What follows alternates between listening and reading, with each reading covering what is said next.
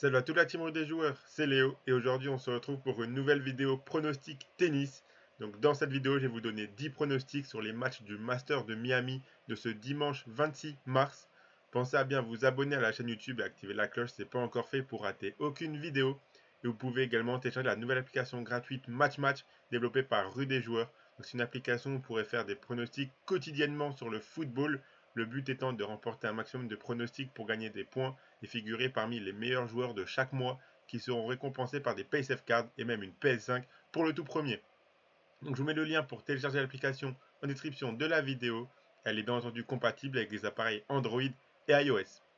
Et si vous voulez suivre mes pronostics tennis, vous pouvez le faire avec l'opérateur BetClick qui propose l'offre suivante. Votre premier pari qui est remboursé en free bet s'il est perdant à hauteur de 100 € maximum. Et je rappelle que les free bets sont des crédits de jeu non retirables que vous devez obligatoirement rejouer.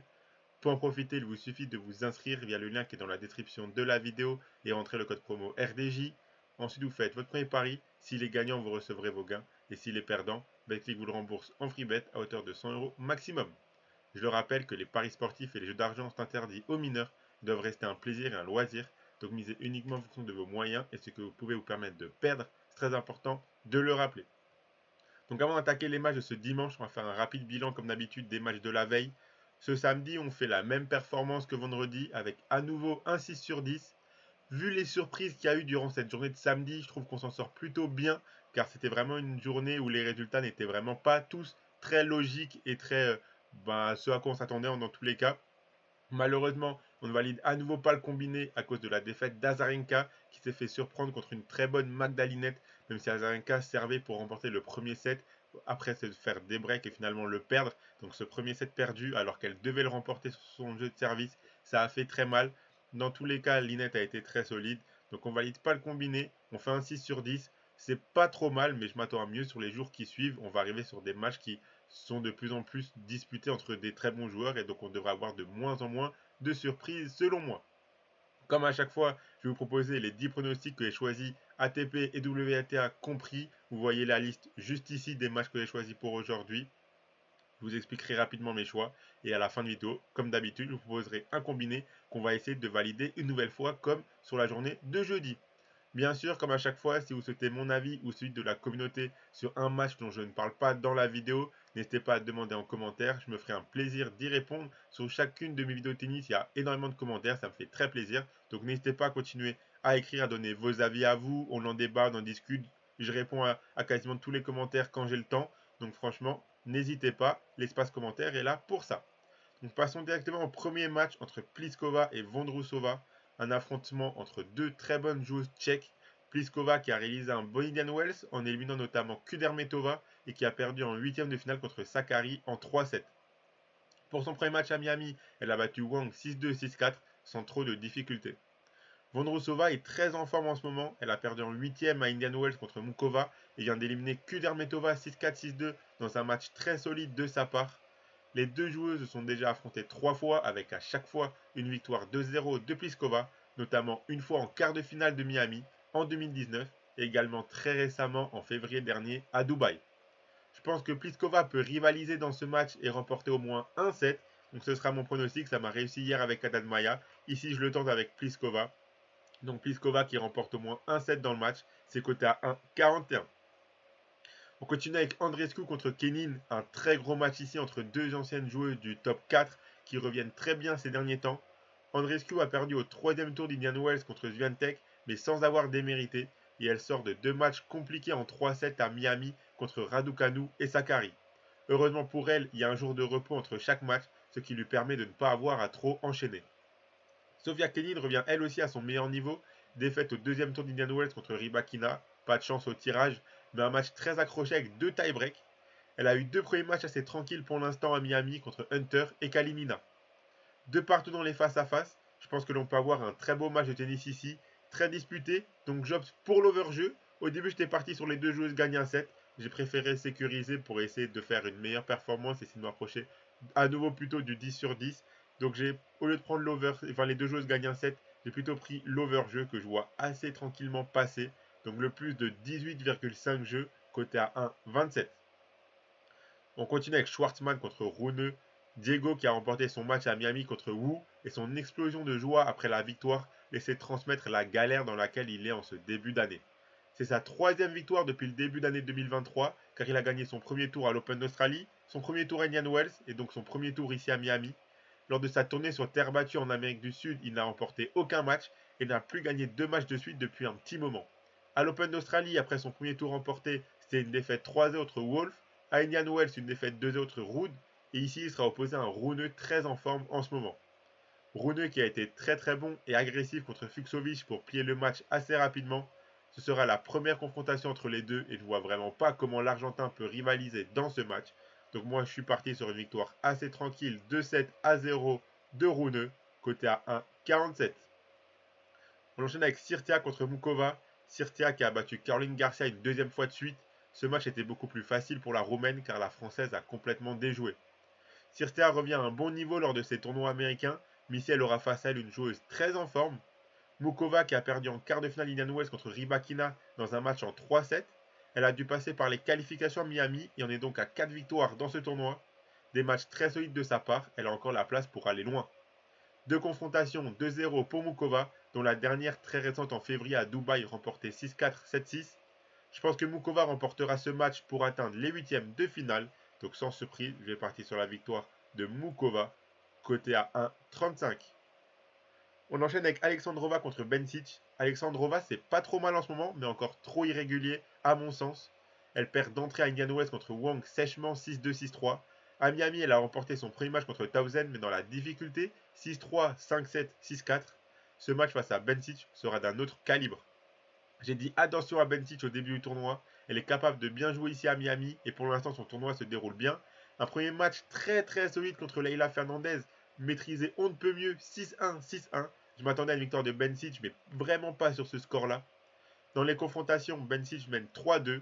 Selon moi, Bencic devrait remporter ce match. Ce sera mon pronostic.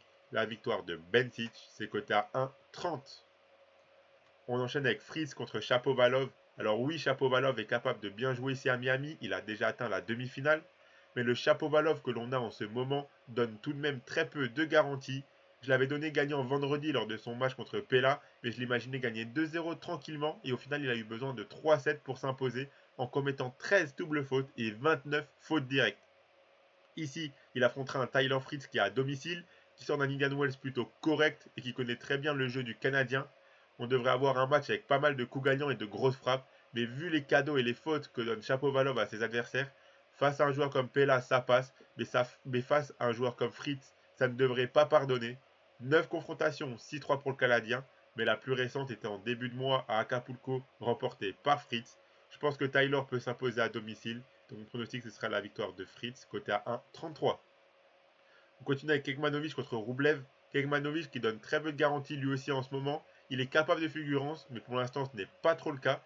Une défaite d'entrée à Indian Wells contre Wawrinka. Il a eu besoin de 3-7 pour s'imposer contre Hugo Humbert à Miami, même si le français jouait très bien. Roublev, c'est des matchs compliqués, mais où il ne lâche rien. Il a été décevant à Indian Wells contre Nori, et je compte sur lui pour ne pas réaliser la même performance ici. Son match contre Wolf était très difficile, il était mené 5-3 au premier set avant de débreak et de le remporter au tie-break. La victoire lui a fait un bien fou. Ils se sont affrontés qu'une seule fois en 2020, Roublev avait gagné 6-3, 6-1. On n'aura sûrement pas le même score ici, mais le même résultat en tout cas selon moi. Donc je pars sur le favori, sur la victoire de Roublev, côté à 1,24. On enchaîne avec Ruusuvuori contre Taro Daniel. Attention, le Finlandais est un petit peu trop favori dans ce match selon moi. Il sort de 2 victoires, mais à relativiser car il a joué un Nuno Borges complètement cramé et malgré ça, le Finlandais a eu un petit peu de mal. Et ensuite, il a joué un RBA qui est très en difficulté en ce moment, notamment dans les moments importants. À Indian Wells, il perd contre Zverev dans un match que Ruusuvuori avait la place de gagner. Le japonais Taro Daniel est capable de très bien jouer par période et j'ai l'impression qu'on est dans une de ces périodes-là. Il a battu Berrettini à Indian Wells avant de perdre en 3-7 contre Nori.